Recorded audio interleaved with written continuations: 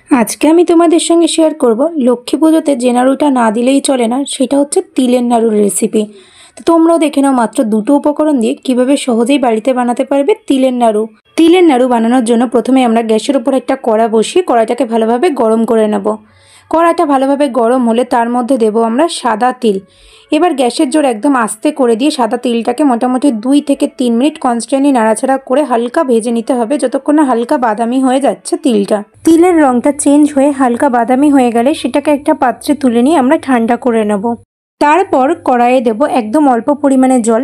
জলটা একটু ফুটতে শুরু করলে তার মধ্যে দিয়ে দেবো 2 থেকে 4 চামচ মতো আখের গুড়।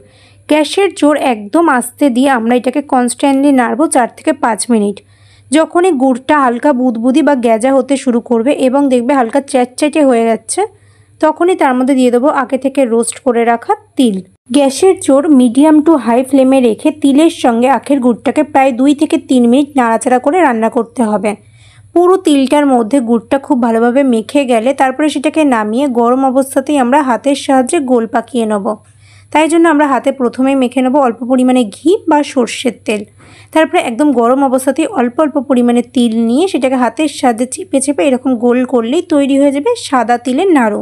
বেশি টাকা দিয়ে এবার আর বাজার থেকে তোমাদের কিনে আনতে হবে না তিলের নাড়ু। বাড়িতেই একদম অল্প সময়ে কম খরচে মাত্র দুটো উপকরণ দিয়েই বানিয়ে নাও এইরকম সুস্বাদু তিলের নাড়ু।